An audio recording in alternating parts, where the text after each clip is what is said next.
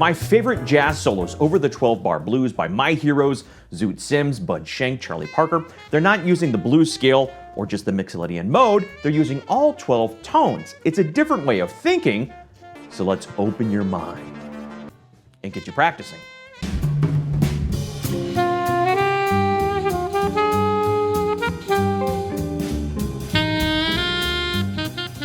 Hi, and welcome to the Saxophone Academy. I'm Dr. Wally Wallace, and if you're interested in saxophone master classes, please do subscribe.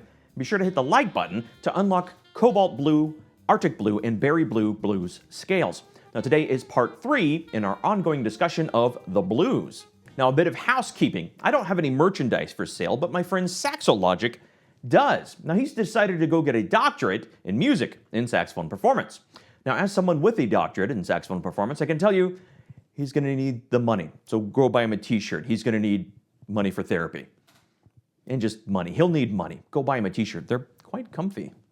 Now a quick recap. In lesson 1, we talked about just the dominant chord, what are the chord tones, and talked about scale degrees and naming and understanding the different scale degrees. You can watch part 1 if you want to brush up on any of that. In part 2, we added the Mixolydian mode, the notes between the chord tones, giving us all the diatonic tones that fit within that dominant chord. Now in part 3 today, we're going to be discussing the notes from the blues scale, but we're going to be doing it in a different context.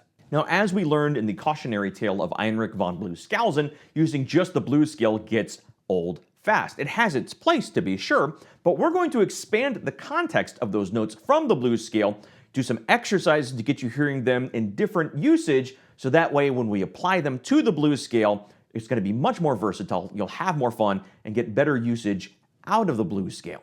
Now in the comments, let me know what is your biggest challenge with the blues scale or soloing over the 12-bar blues in the jazz context. In an upcoming episode, I'm going to do a question and answer session. I'm going to try to get as many of your questions and issues as possible. So the exercises today are going to add the flat third, the blue note, also known as the minor third, over that dominant chord, which has a major tonality because it has a major third. So we're going to hear that rub, that difference of the flat third over a chord that has a major third. We're going to also add the flat fifth or sharp 4, known as the tritone.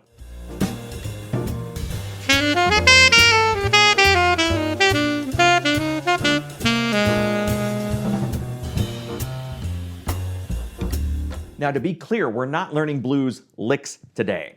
Teach a saxophonist a blues lick, they play it for a day. Teach a saxophonist how to apply concepts over a variety of contexts, and they have a lot to practice for a lifetime. A lot of hard work to do, but it's worth it. So we're going to take those notes from the blues scale and use them in a different context, isolate them, add them sequentially, like we did in the previous videos. And we're going to start with that flat third, that blues note, and see how it sounds in contrast to the major third. Now we're in the key of G for all these lessons to keep things simple. So the normal third, the major third, is the B natural, which is in the Mixolydian mode. Let's see how it compares to the flat third, or B flat.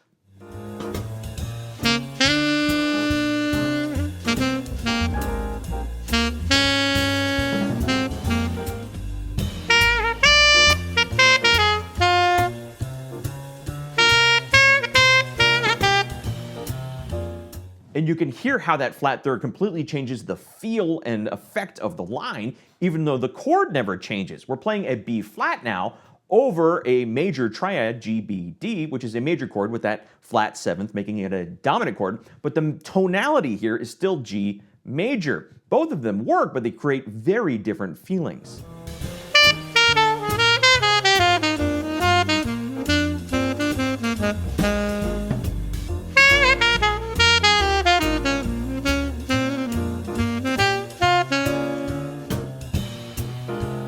Now, if every time you see a blues progression, you automatically run for the blues scale, you're missing out that wonderfully fantastic major third to create contrast with that minor third. And if you listen to great jazz solos, there's a going back and forth and using both that B flat and B natural or flat third and regular third over the blues progression. It creates a really interesting contrast.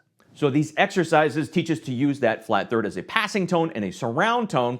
Later exercises, we're going to sit on it in a dirty old blues way. Now, at this point, you may be asking yourself, When we use a passing tone or a surround tone, do we always have to put the chord tone, that major third, on the beat? Do we always need to put the chord tones in certain places? Well, it's an interesting question, and no. Oh, hey there, swingerinos. It's me, Johnny Jazz Pants. You know, the hippest guy at the jam session. I'm here to answer your questions, so you're playing jazz the right way. Peter asks, Dear Johnny, when I'm playing a solo, should I be playing chord tones, playing scales, or playing melodies, or something else? What's the deal? Well, here's the deal, Peter. It's all about matches. See a chord? Match it. See a chord tone? Match it. 2 socks? Match them on up. Nachos and cheese? You better match those. Your job is to play the chord tones. That way you're playing the chord tones, the guitar player's playing the chord tones, the bass player's playing the chord tones, everybody's playing the chord tones, and everyone else at the jam session knows that guy knows the chord changes. So it's all about matching up. Like my ex-wife did on that dating app. Oh, Linda. So if you got a question about jazz, write me, Johnny Jazz Pants, hippest guy at the jam session. No, none of that was right. Now the next note we're adding in today's lesson is that C sharp, D flat, the tritone, known in classical music as the devil's interval. Diablo Musica. That's actually true.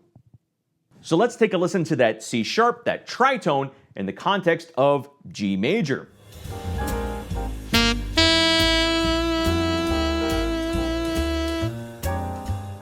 Now, to our modern ears, that's not so terribly devilish or dissonant. It sounds more like Bernstein or the opening to The Simpsons. But if we sit on it and just sit there, it sounds rather dissonant and unresolved because, well, it's not resolved. But just a half step away, we have that beautiful D making some very interesting lines, and see the color that C sharp creates.